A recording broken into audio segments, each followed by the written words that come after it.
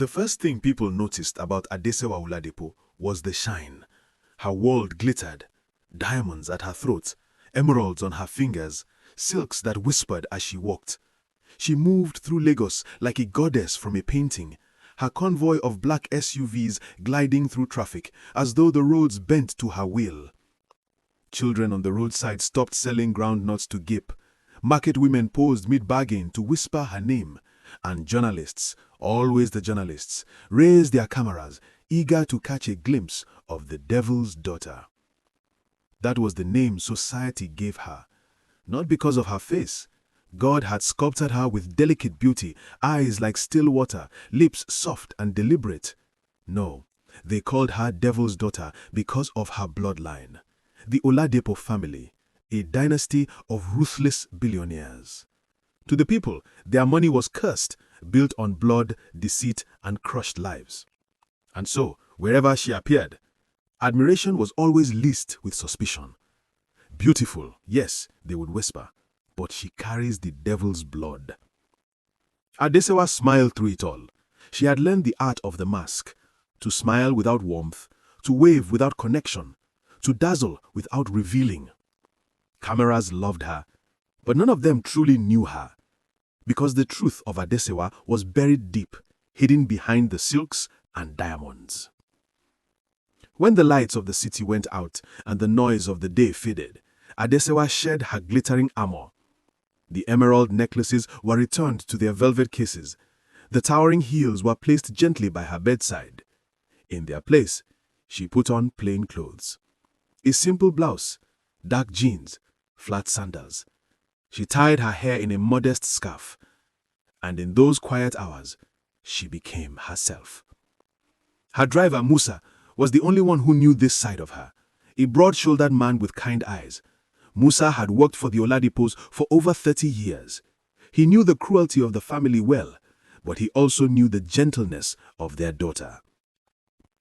"Madam," he would say each night as he held the car door open, "are you sure it is safe? If Chief finds out..." Adesewa would smile softly. "Musa, if we wait for safety, some children will never see tomorrow. Drive." And off they would go. To the orphanage in Surulere, where she left bags of rice and envelopes of cash. To the hospital in Yaba, where she quietly settled the bills of patients marked for discharge because they could not pay. To the crumbling school in Agege, where she delivered textbooks in the dead of night, leaving before the dawn could reveal her face. The staff often wondered who their mysterious benefactor was. They called her the Night Angel. But Adesewa never gave her name. Good deeds lose their purity when they are done for applause, her grandmother Yatunde once told her, and Adesewa lived by those words. Her grandmother had been the only light in the dark Oladipo mansion. Unlike the others, Grandma Yetunde believed wealth was a responsibility, not a weapon. One memory stayed with Adesewa more than any other. She had been 8 years old, sitting on her grandmother's lap as the old woman braided her hair. "Sewa," Yetunde said, her voice warm and cracked with age. "Your father believes money is for power. Your mother believes money is for pride. But hear me, money is a servant. If you let it be your master, it will destroy you. But if you make it serve others, it will save you." Adesewa nodded, though she was too young to understand. But as she grew, those words became her compass. Still, no matter how much kindness she sowed, society refused to believe. At a charity event once, a journalist cornered her. "Ms. Oladipo, how do you respond to accusations that your family profit from the suffering of Nigerians?" Adesewa smiled her masked smile. "Every family has its critics," she said, voice smooth. When the headline came out the next day, it read, "Devil's Daughter Dodges Responsibility." She wanted to scream, to tell the world about the children whose school fees she paid, the mothers whose rent she covered, the orphans who prayed for her. But she couldn't. If her family found out, they would cut her off, or worse. So she swallowed the insults and continued her secret life. At times, the weight of it nearly crushed her.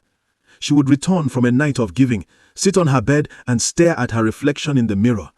The face looking back was adored by some, despised by others. but almost no one knew the truth. "Will I always be trapped between who I am and who they think I am?" she whispered one night. Musa, overhearing, answered gently, "Madam, the day will come when light will expose all shadows. Until then, hold on." Adesewa smiled faintly. She hoped he was right. By the end of each night, she returned before dawn, slipping back into her golden cage. The servants never questioned why she slept so little. Her parents never noticed the tiredness in her eyes. To them, she was exactly who they wanted her to be. A jewel polished for display, the heiress who carried their name. But inside, Adesewa carried a dangerous secret, a one that would soon collide with the world in ways she could not imagine. The mask of gold was growing heavier, and cracks were beginning to show.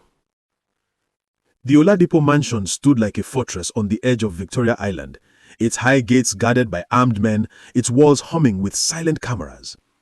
Inside, wealth dripped from every corner. Italian marble floors, chandeliers shaped like falling stars, imported paintings that cost more than hospitals. It was a palace built on fear. Every night when Adesewa slipped back in, she crossed the wide hall with its echoing silence and asked herself the same question. How can a house so full of riches feel so empty of love? Dinner with her family was a ritual of power. Chief Oladipo, her father, sat at the head of the long mahogany table. His voice carried like thunder, his words final. Across from him sat her mother, elegant and cold, her smile sharp enough to cut glass. Around them, uncles, cousins, and distant relatives gathered, each one competing for approval, for scraps of the empire. Adesewa always felt like an outsider here. On this particular evening, her father was boasting about a new acquisition. "The oil block in Port Harcourt is ours now," Chief announced, slamming his fist lightly on the table. "Do you know what that means? More contracts, more influence? By the time the government wakes up, we'll already own the land beneath their feet." The table erupted in laughter and applause. Adesewa forced a smile, though her stomach churned. She could almost hear the cries of the families who would be displaced, the fishermen who would lose their waters. "Adesewa," her father suddenly called, his sharp eyes fixed on her. "You've been quiet. Don't you see the brilliance of our move?" She set down her fork, steadying her voice. "It is effective, Baba. But sometimes I wonder if brilliance without mercy is still brilliance." The laughter at the table stopped. A cold silence spread. Her mother's eyes flashed a warning. Chief leaned back, his gaze like steel. "Mercy," he repeated slowly, as if the word was poison. "Mercy is for the weak. You carry Oladipo blood. Never forget it. We are not here to heal Nigeria. We are here to own it." The others nodded, murmuring approval. Adesewa lowered her gaze, biting her tongue. But in her heart, rebellion grew. Adesewa always knew what people whispered about her family. Murder, exploitation, fraud, deals signed in smoke-filled rooms while lives outside crumbled. As a child, she had overheard servants weeping about relatives thrown out of homes or news reports about mysterious deaths that always seemed to protect Oladipo's interests. One night, when she was 13, she had asked her father about it.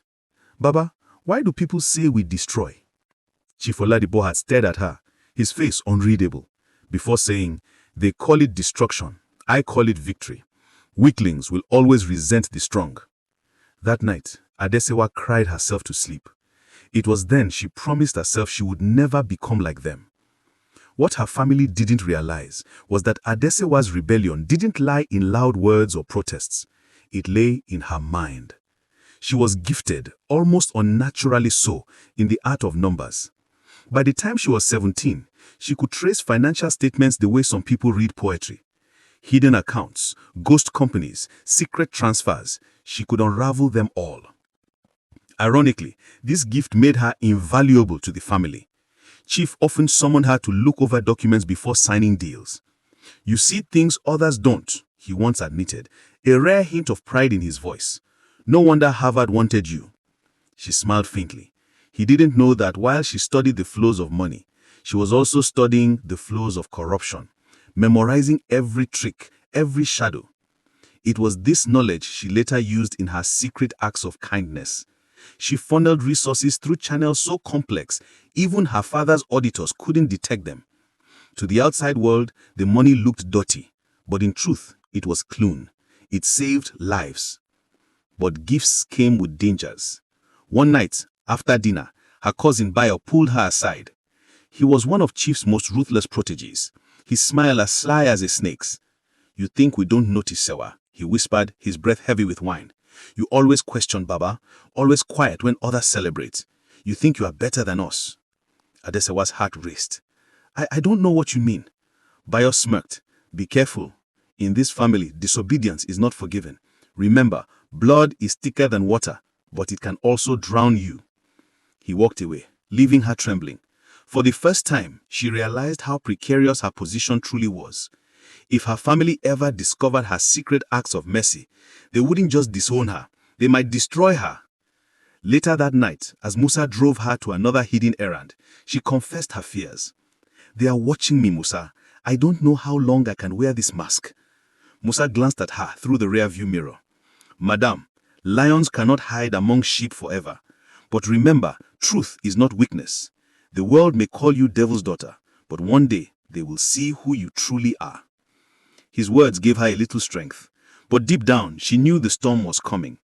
The burden of her bloodline was heavy, and soon it would demand a price. The Oladipo family believed in appearances, and no event displayed their dominance more than the annual Oladipo Foundation Gala, a night of glittering gowns, imported champagne, and whispered alliances. The hall sparkled with chandeliers, the air thick with the scent of roses imported from Europe. Politicians mingled with oil magnates. Musicians played soft high-life tunes in the corner. Cameras flashed endlessly. At the center of it all stood Adesewa, radiant in a gold gown that hugged her like a second skin. She smiled, posed for photos, and played her part as the jewel of the family. But beneath her mask, her heart was heavy. She knew that while the guests toasted charity, millions outside the gate struggled to eat. Halfway through the night, as Adesewa excused herself from a group of ministers, she felt a tug at her arm. She turned and froze. It was Mrs. Ajayi, a frail woman in her 50s. Her eyes burned with a mix of anger and grief. She wasn't on the guest list. Somehow she had slipped past the guards. "Adesewa Oladipo, you have no shame," the woman hissed, her voice sharp enough to cut through the music. "How dare you stand here smiling while your family feeds on our blood?" The hall fell silent. Heads turned. Cameras swiveled. Security moved in. But before the woman spat her final words, "You are not an angel, Adesewa. You are a devil's daughter." The words echoed through the hall like thunder. By morning, the confrontation was everywhere. "Devil's daughter" trended on Twitter. News blogs carried headlines like "Heiress confronted over family crimes" and "Tears at the gala. Victim exposes Oladipo legacy."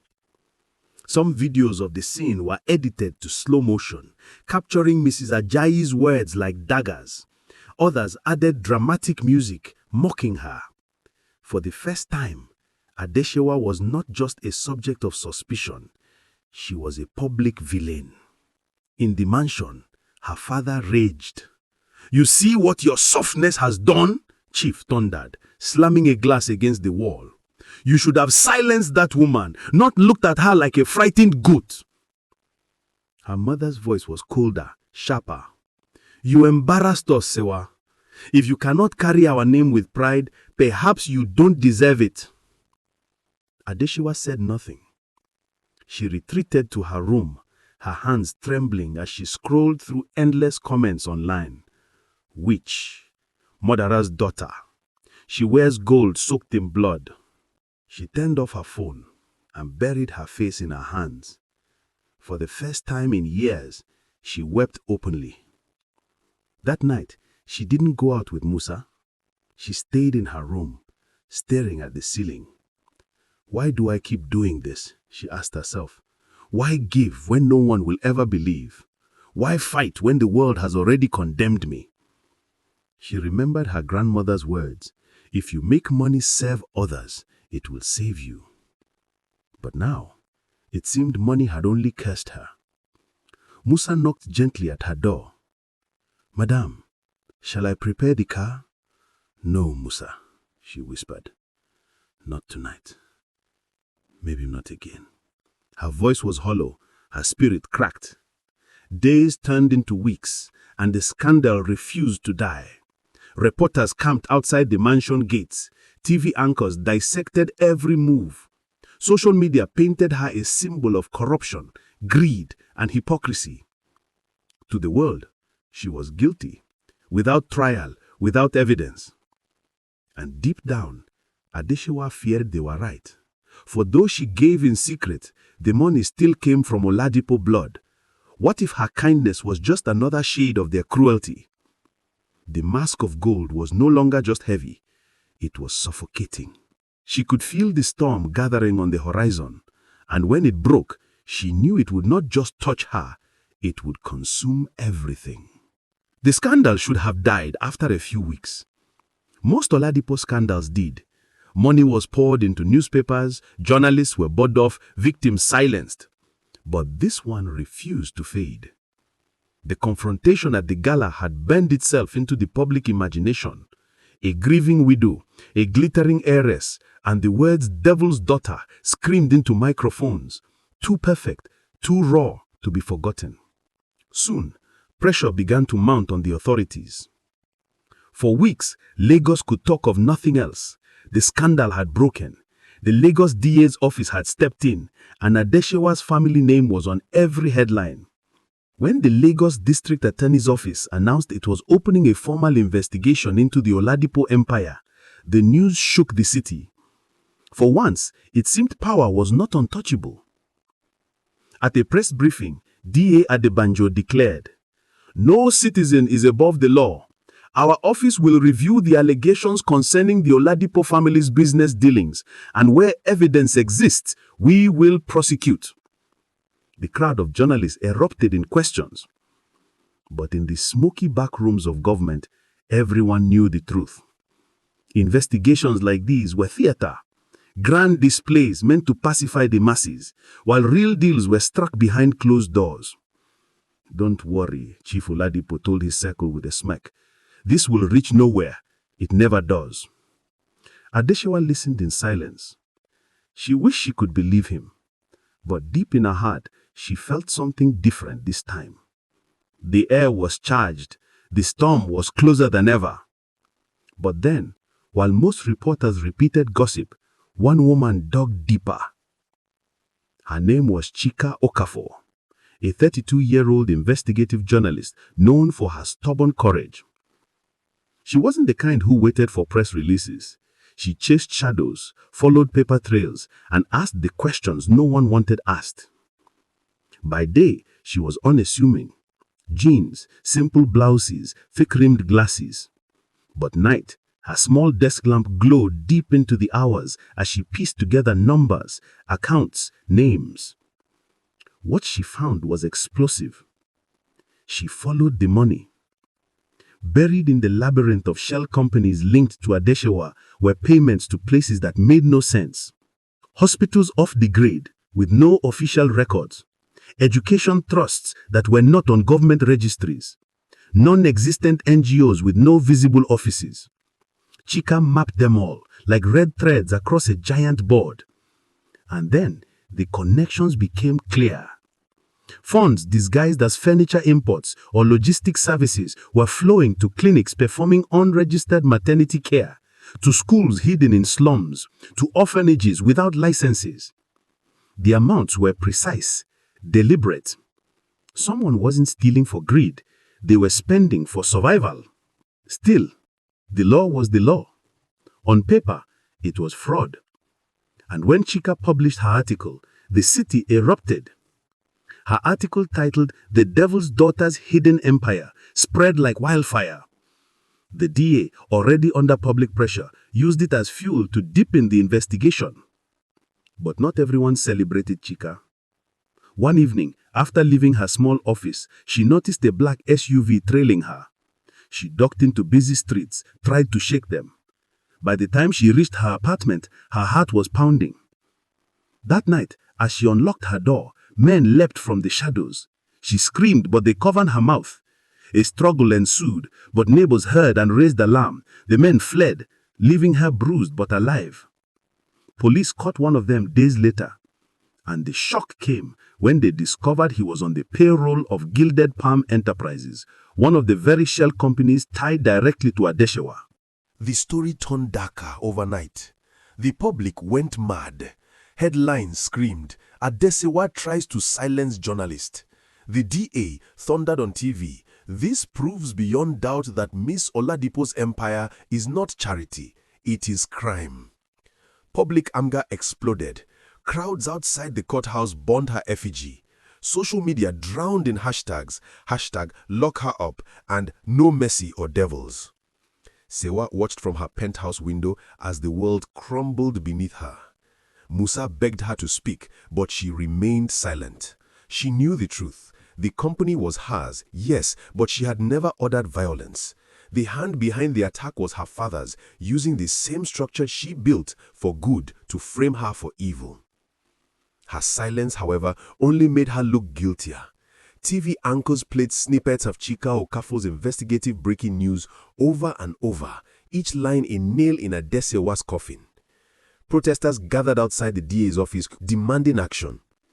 Inside the mansion, chaos reigned.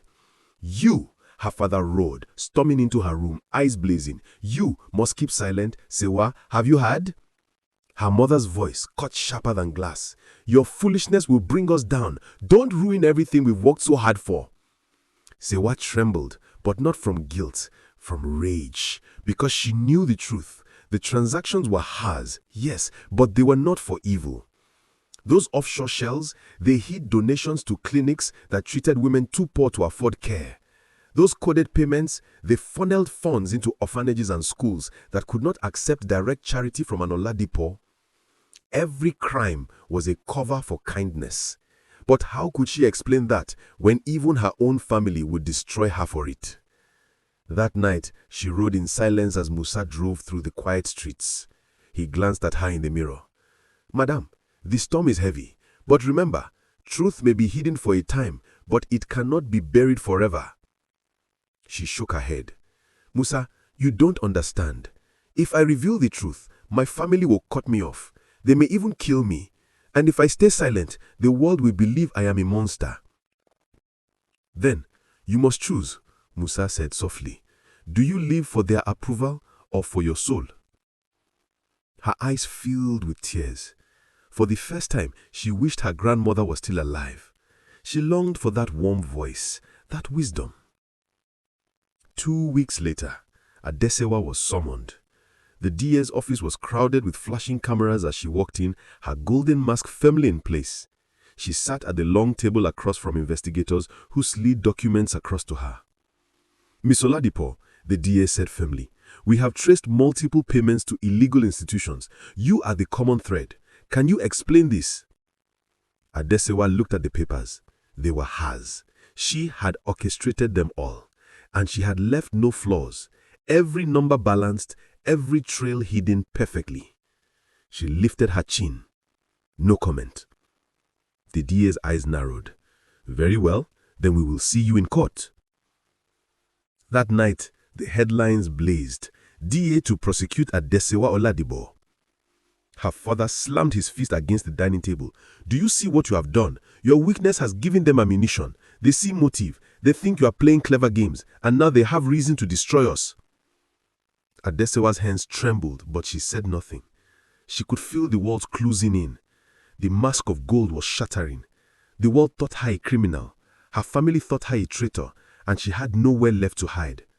Only one truth remained. If she did not speak soon, she would be condemned forever. And so, when the court summons came, Adesewa knew what she had to do. She would go. She would stand. And for the first time, she would reveal everything. The courthouse was packed. Long before the session began, crowds gathered at the gates. Journalists, protesters, curious citizens. Some carried placards demanding justice. "Prosecute the devil's daughter." Others carried signs defending her. Let her speak. The atmosphere was electric, split between hatred and hope. Inside, the courtroom buzzed with tension. Lawyers shuffled papers, cameras flashed, and the air was thick with anticipation.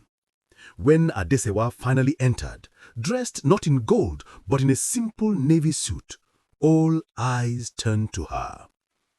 For the first time in public, she looked stripped of her glamour. Her hair was tied back, her face bare of makeup, yet she carried herself with quiet dignity, her chin lifted, her steps steady.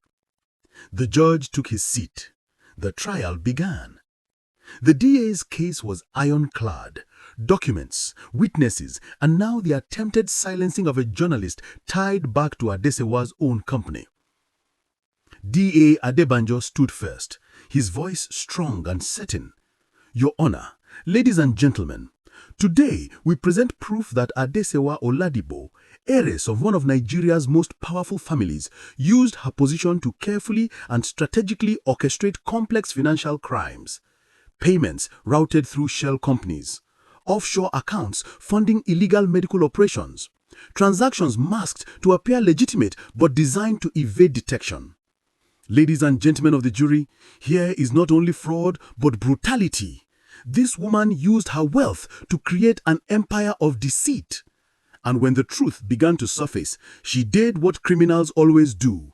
She tried to silence the truth teller. We have the documents. We have the trails. We will show that this woman, hiding behind wealth and beauty, is guilty of corruption at the highest level.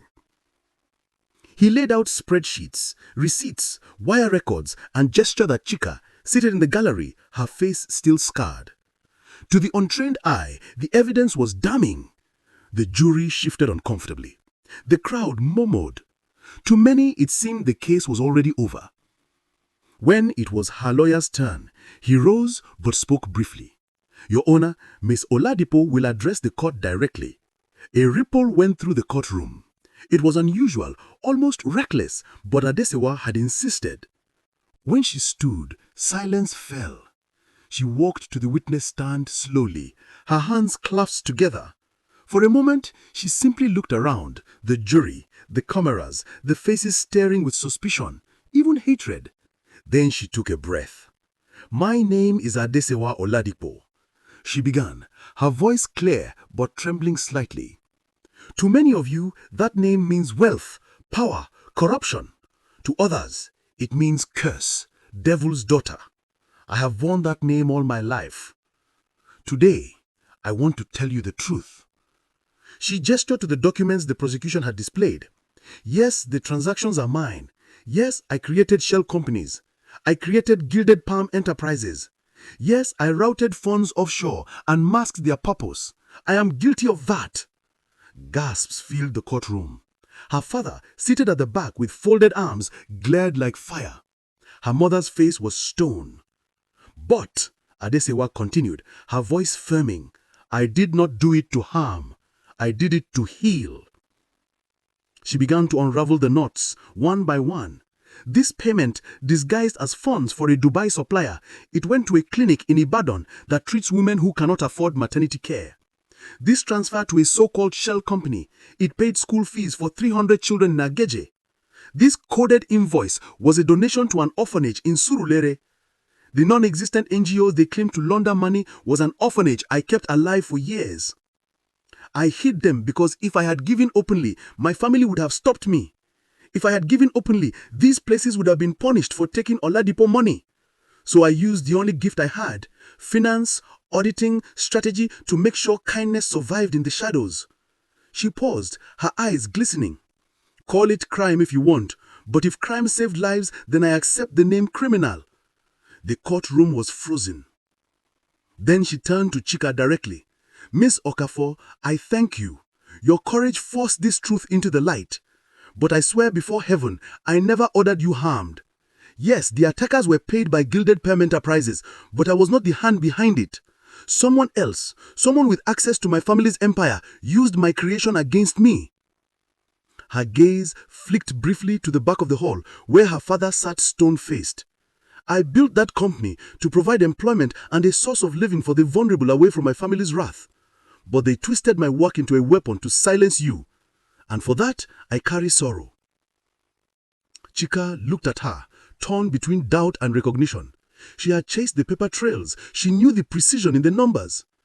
Could someone who saved lives so carefully truly order her death? The DA recovered quickly. He rose, his tone sharp. "So you admit you falsified documents, Miss Oladipo? That you deceived auditors, concealed money trails, violated financial law?" "Yes," Adesewa answered steadily. "Then you admit you are guilty." She met his gaze. "Guilty of breaking laws, perhaps, but not guilty of breaking humanity. Tell me, sir, when the law punishes mercy, is it justice?" A hush spread through the hall.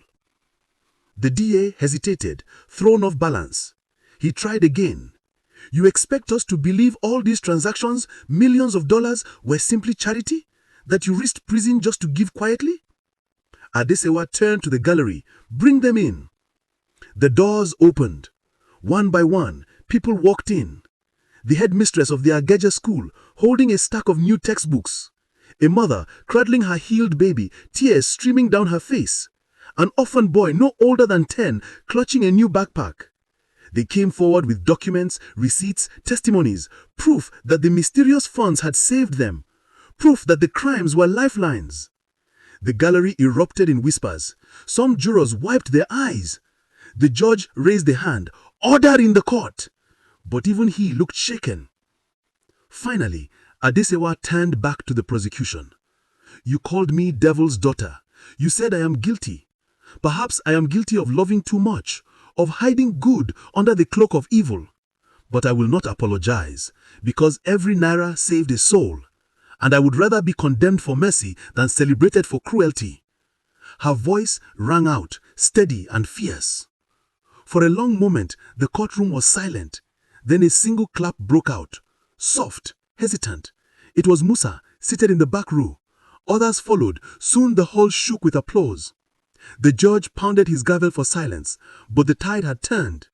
The trial did not end that day. Legal processes take time. Evidence must be weighed.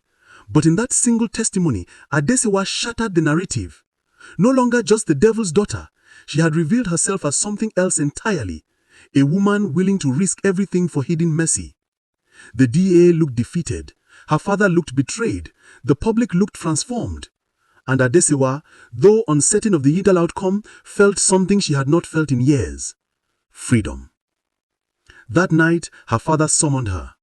The Oladipo mansion was dark, except for the great hall where he sat, flanked by elders and business associates. His glare was heavy, his voice sharp. "You have shamed this family. Our power, our name, dragged in the mud. Do you think anyone will fear us now?" Adesewa stood tall. "Maybe it is time they stop fearing us." Gasps circled the room. No one had ever spoken so boldly to Chief Oladipo.